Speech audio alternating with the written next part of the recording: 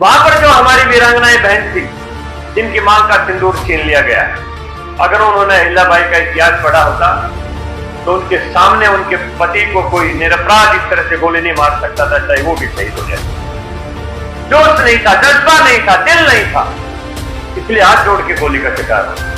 अमीर कजलबाश का एक शेर है कि उसी का शहर, वही मुद्दई, वही मुंसिफ, हमें यकीन था हमारा ही कसूर निकलेगा।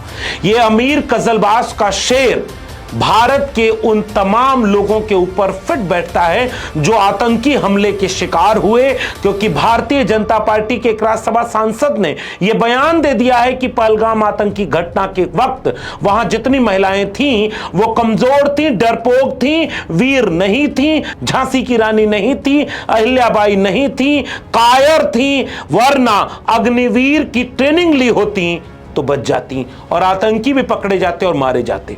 सबसे पहले ये वीडियो सुनिए और महसूस करिए कि मैं ये बात क्यों कह रहा हूं। वहां पर जो हमारी वीरांगनाएं बहन थी, जिनकी मां का सिंदूर छीन लिया गया, अगर उन्होंने अहिल्याबाई का इतिहास पढ़ा होता तो उनके सामने उनके पति को कोई निरपराध इस तरह से गोली नहीं मार सकता था, चाहे वो भी शहीद हो जाए।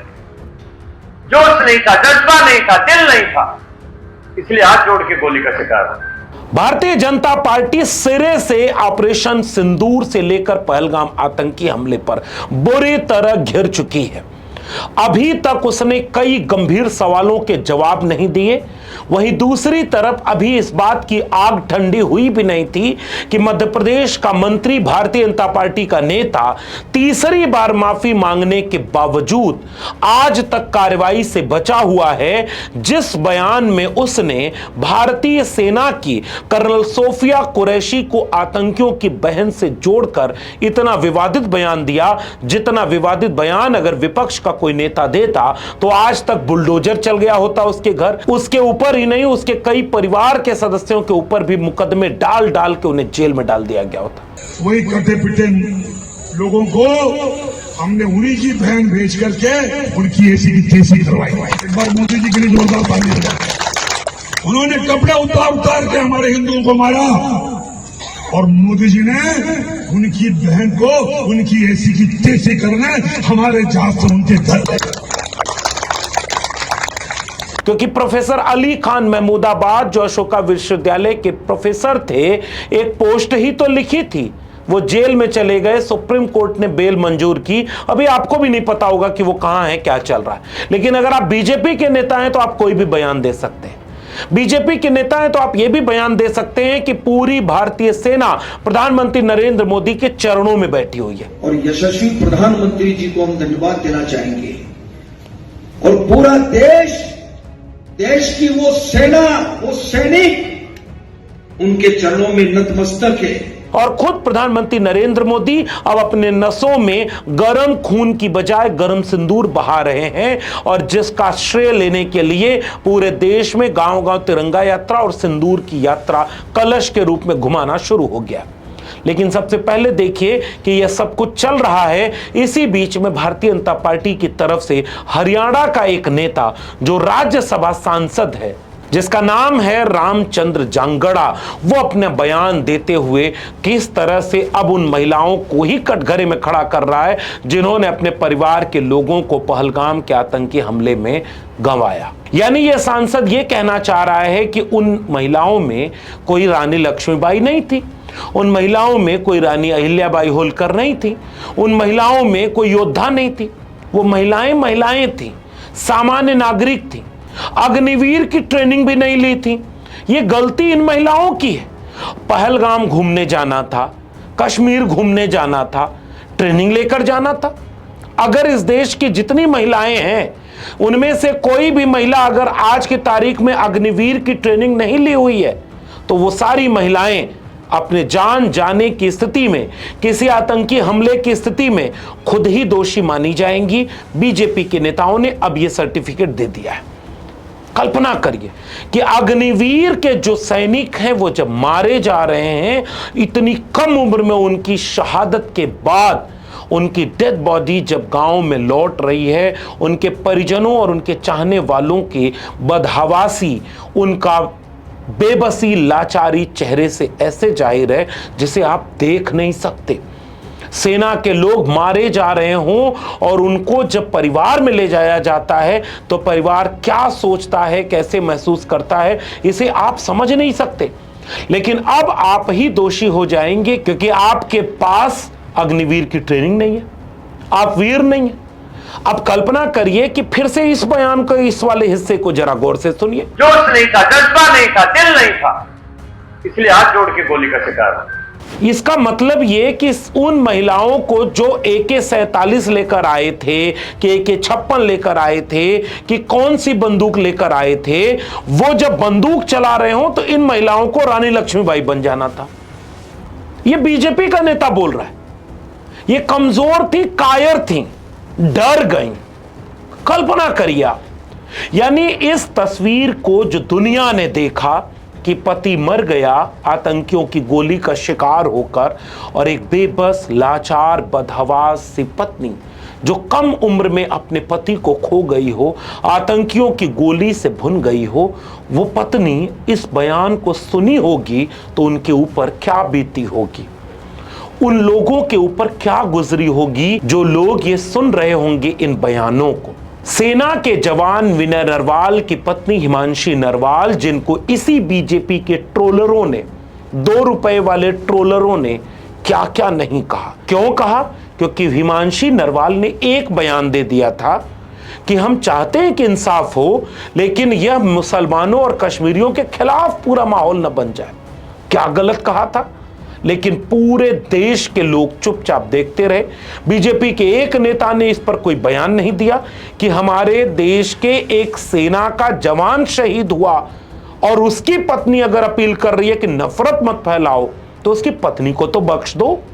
नहीं किसी ने बोला। जब उत्तराखंड में एक अपराध के जुर्म में लोग सड़कों पर उतर गए क्योंकि अपराधी मुसलमान था, तो वहां मुसलमानों को चुन चुन करके मारने लगे, जो जहां चलता मिल गया। और एक महिला शैली जब खड़ी हो गई और उसने कहा कि हम अपराधियों को सजा दिलाने आए हैं, अब तो एक धर्म के खिलाफ नफरत करने लगे सड़क पर उतर कर। उस महिला को क्या क्या बोला गया, कर्नल सोफिया कुरैशी को क्या क्या बोला गया। और यही भारतीय जनता पार्टी की महिला संबंधी नीति है क्या? बेटी बचाओ बेटी पढ़ाओ का नारा देने वाले लोग, चिन्मयानंद को बचाओ कुलदीप सिंह सेंगर को बचाओ वाली पार्टी एक बार फिर से एक्सपोज हो गई है। और एक्सपोज हो गया बीजेपी के नेताओं का महिला संबंधी चरित्र, क्योंकि वो महिलाओं को किस तरह देखते हैं। मैं उस बात का जिक्र करके इस वीडियो को हल्का और उथला नहीं करना चाहता कि बीजेपी का टुच्चा सा नेता जो एक फोटो में तलवार अपनी गाड़ी के सामने कटार पकड़े हुए है, वो एक्सप्रेसवे पर चलते हुए एक महिला के साथ किस स्थिति में पाया गया, न मैं उसका जिक्र करना चाहता हूं, न उसकी तस्वीर दिखाना चाहता हूं। बीजेपी के कितने नेता कितने तरह की महिलाओं के शोषण, अन्याय, अत्याचार में शामिल रहे, उसकी पूरी फेहरिस्त सोशल मीडिया पर तैरने लगी। उत्तर प्रदेश के बलिया से लेकर के देश के किसी कोने तक बीजेपी के नेताओं का चरित्र देख लीजिए। हमारा समाज वैसे ही महिला विरोधी है। हम अपने समाज में अभी पूरी तरह से पैट्रियार्की के खिलाफ, लैंगिक भेदभाव के खिलाफ जागरूकता फैला ही कहां पाए हैं। यह समाज ऐसा है जहां अगर किसी लड़की के साथ बलात्कार हो जाए तो वो मुंह काला हो जाएगा उसका, जो सड़क पर चल नहीं सकती, उसकी इज्जत चली जाएगी और बलात्कारी खुलेआम घूमते रहेंगे। इसी समाज में हमने धर्म की रक्षा करते करते, राष्ट्र के नाम पर कुर्बान होते होते हम अपने देश की सड़कों को, अपने देश की महिलाओं के लिए आजाद नहीं कर पाए। आज भी बलात्कार, हत्या, शोषण में बीजेपी शासित राज्य सबसे अव्वल होते चले जा रहे हैं। यही है बेटी पढ़ाओ बेटी बचाओ। और इस समय जब देश में एक संवेदनशीलता की जरूरत थी, जब भारत सरकार एक सुनियोजित तरीके से 2 सेना के जवान महिलाओं को सामने रखती थी, प्रोफेसर अली महमूदाबादी ने तो यही सवाल कर दिया था कि अगर उन 2 महिलाओं को आप प्रेस व्हिपिंग के लिए एक इमेज के रूप में इस्तेमाल कर रहे हैं, तो क्या अपने समाज के भीतर महिलाओं को, मुसलमानों को, दलितों, पिछड़ों को अन्याय, अत्याचार से रोक पाएंगे और हर उस जुल्म के लिए बोलेंगे जो इस देश की महिला, जो इस देश की आदिवासी, दलित, पिछड़े और मुसलमान हर दिन झेल रहे होते हैं। प्रोफेसर अली खान ने यही तो कहा, अगर आप देश के भीतर हर दिन जातिगत आधार पर, धार्मिक आधार पर और लैंगिक आधार पर शोषण, अन्याय, अत्याचार को नहीं कम कर पा रहे, इसकी आलोचना नहीं कर पा रहे, इसके लिए कड़ी कार्रवाई नहीं कर पा रहे और तस्वीर में 4 लोगों को प्रतीक के रूप में बिठाकर दुनिया में अपना डंका बजवाना चाहते हैं, तो यह पाखंड है। यह बात कहां से गलत है? क्या अब आपको यह बात नहीं दिख रही?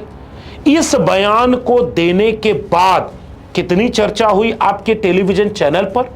जाते जाते मैं आपसे सवाल कर रहा हूं, नागरिक आप हैं, अगर यही बयान देश के किसी विपक्षी दल का कोई भी नेता दे दिया होता तो क्या होता टेलीविजन चैनल पर? एक बयान दिया था समाजवादी पार्टी के राज्यसभा सांसद प्रोफेसर रामगोपाल यादव ने, और फिर से मैं कह रहा हूं, उन्होंने केवल उस जाति का नाम बोल दिया था कि विंग कमांडर व्योमिका सिंह हरियाणा की एक जाटो समाज में, जिसका एक और नाम है जिसको लेने पर प्रतिबंधित किया गया है क्योंकि उस नाम पर यही समाज गाली देता था, इसलिए उस नाम को कोई और लेगा तो उसके ऊपर प्रतिबंध किया गया है।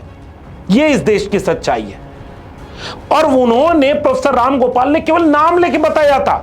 क्या भारत सरकार ने यह बात डिस्क्लोज नहीं की कि विंग कमांडर व्योमिका सिंह कौन है? उनकी जाति का खत्म हो गई? वर्दी पहन लेने से अगर जाति खत्म हो जाती तो कोई भी वर्दी पहनकर, पढ़कर डॉक्टर, इंजीनियर, वकील, प्रोफेसर सब बन गए, सब जातियां खत्म हो गई क्या? आईपीएस दूल्हा भी घोड़ी पर चला तो मारा गया। केवल उन्होंने जाति का नाम तो बोला था प्रोफेसर रामगोपाल यादव ने। टेलीविजन चैनलों ने प्राइम टाइम डिबेट में कितनी डिबेट करके यह कहने की कोशिश की कि देखो यह महिला का अपमान हो गया। प्रोफेसर अली खान महमूदाबादी ने केवल यही कहा था कि अगर आप एक मुसलमान महिला सेना के अधिकारी को, जिसकी तारीफ की थी उन्होंने, अगर आप सामने बिठा रहे हैं तो कल को लिंचिंग और बुलडोजर पर बोलेंगे नहीं, तो यह आपकी पाखंड है, यह आपका, यह कहां से गलत हो गया? लेकिन कितने मुकदमे कर दो, टेलीविजन पर प्राइम टाइम डिबेट कर दो और सारे लोगों को महिला विरोधी घोषित कर दो। अगर कांग्रेस पार्टी से लेकर देश का नागरिक यह जानना चाहे कि वो चारों आतंकी आए किस रास्ते, वो चारों आतंकी किसकी गलती से आए, किसकी चूक हुई थी, किसको सजा मिली, किसका इस्तीफा हुआ, वो चारों चले कहां गए, क्या वो चारों मार दिए गए, क्या अगली बार उनको आने के रोकने के लिए कोई कार्रवाई कठोर रूप से हुई, इसका अगर सवाल पूछ दो तो टेलीविजन चैनल से लेकर व्हाट्सएप यूनिवर्सिटी में गांव-गांव यह प्रचार हो रहा है कि देखो ये सेना से फिर सवाल पूछ रहे हैं, देखो ये फिर सबूत मांग रहे हैं, झूठ फैलाया जा रहा है पूरे विपक्ष के खिलाफ। ऐसे वक्त में कल्पना करिए कि ये जो रामचंद्र जांगड़ा राज्यसभा सांसद है बीजेपी का, ये बीजेपी का सांसद होने की बजाय किसी और पार्टी का होता तो क्या होता? लेकिन सोचिए बीजेपी की यही रणनीति है। कितना शर्मनाक बयान उसने दिया है, इस बात को फिर से सुनिए। रामचंद्र जांगड़ा अपने बयान में कह रहा है कि महिलाओं को जरूर लड़ना चाहिए था। अगर महिलाएं हाथ जोड़ने की बजाय आतंकियों से भिड़ जाती तो आतंकी भी मारे जाते और पर्यटकों की जान भी बच जाती। इसी सोच के साथ नरेंद्र मोदी जी ने अग्निवीर शुरू किया है। अब रामचंद्र जांगड़ा ने अग्निवीर की ट्रेनिंग ली क्या? मोदी जी ने ट्रेनिंग ली क्या? गृहमंत्री ने ट्रेनिंग ली क्या? ये क्या बात हुई? आप इस देश के नागरिक है, कोई डॉक्टर है, कोई इंजीनियर है, कोई वकील है, कोई प्रोफेसर है, कोई अपना बिजनेस करता है, कोई किसान है, कोई मजदूर है, वो सब चले पहले अग्निवीर की ट्रेनिंग ले। कितना शर्मनाक और हास्यास्पद बयान है। और ये अग्निवीर का जिक्र कहां से आ गया? रामचंद्र जांगड़ा के बारे में जरा जान लीजिए, यह बहुत जरूरी है। हरियाणा में बीजेपी का सांसद रामचंद्र जांगड़ा मूल रूप से रोहतक के रहने वाले हैं। बीजेपी ने उन्हें राज्यसभा सांसद बनाकर जातीय समीकरणों को साधने की कोशिश की थी। ऐसा करके बीजेपी ने पिछड़े और अनुसूचित जाति के वोट बैंक को अपनी ओर खींचने का प्रयास किया था। जाट लैंड में बीजेपी का फायदा हुआ। हरियाणा पिछड़े वर्ग और आर्थिक रूप से कमजोर वर्ग कल्याण बोर्ड के अध्यक्ष भी रह चुके हैं जांगड़ा चुनाव हार चुके हैं, लेकिन बीजेपी की तरफ से वो आगे चले गए। उनका राजनीतिक सफल लोक दल बहुगुणा के साथ शुरू हुआ था। 87 में वो चुनाव हार गए। 91 में हरियाणा विकास पार्टी के टिकट पर महम और 2004 में करनाल से विधानसभा चुनाव में उतरे। उसके बाद बीजेपी में शामिल हो गए। 2014 के विधानसभा चुनाव में बीजेपी ने जांगड़ा को सोनीपत जिले की गोहाना सीट से उम्मीदवार बनाया था। बीजेपी में उन्हें 3 बार प्रदेश उपाध्यक्ष और 2 बार ओबीसी मोर्चे का उपाध्यक्ष बनाया गया। वो पिछड़ा मोर्चे के अध्यक्ष भी रहे। अब मैं सोचता हूं आखिर में जाकर के कि बीजेपी के दलित पिछड़े क्या अब इसी काम के लिए रह गए? और बीजेपी के दलित पिछड़ों को जरा सोचना होगा, समझना होगा कि यही काम अगर रह गया है और यही बयान आपसे देना दिलवाना है, यही आपका चाल चरित्र चेहरा है, यही बेटी बचाओ बेटी पढ़ाओ है, तो इस देश की बेटियों को, इस देश की महिलाओं को, इस देश के नागरिकों को इस बात को सोचना और समझना होगा। इस देश के दलितों, पिछड़ों, आदिवासियों को इस बात को सोचना और समझना होगा कि वो आपसे कितना इस्तेमाल करवा कर आपको इस्तेमाल करके फेंक देंगे और फेंकने के बाद अपनी राजनीतिक रोटी सेक लेंगे और सिंदूर की यात्रा गांव गांव घुमाएंगे। मोदी जी की तरह भाषण देंगे कि गर्म खून नहीं गर्म सिंदूर बह रहा है। लेकिन ऐसे बयान दे करके बीजेपी अपना उल्लू सीधा कर लेगी। क्या भारतीय जनता पार्टी की इस महिला विरोधी चरित्र पर आप सहमत हैं? आप भी सवाल करिए और सोचिए कि इस सब मसलों का आपके ऊपर क्या असर होता है, क्योंकि आप जिस टेलीविजन को देखते हैं वो ये नहीं दिखाएगा, वो ऐसी बहसें दिखाएगा जिसका आपसे कोई सरोकार नहीं है। इसलिए सजग रहिए, सचेत रहिए, इससे पहले कि सचेत होने लायक ही न बचे। अगर ये वीडियो पसंद आई है तो इसे लोगों तक पहुंचाइए। अगर अब तक मेरे चैनल को सब्सक्राइब न किया हो तो डॉक्टर लक्ष्मण यादव को सब्सक्राइब कर लीजिएगा। बेल आइकॉन यानी घंटी की बटन दबाएंगे तो अगली वीडियो की सूचना मिलेगी। अगर इस चैनल को ज्वाइन करेंगे तो कुछ आर्थिक मदद हमें मिलेगी ताकि हम बेबाकी से हक और सच की बात बोल सकें। अगर आप इस वीडियो को ट्विटर यानी एक्स या फेसबुक पर देख रहे हैं तो हमें वहां फॉलो करना मत भूलिए। फिर मिलेंगे किसी और टिप्पणी के साथ, तब तक के लिए बहुत बहुत धन्यवाद।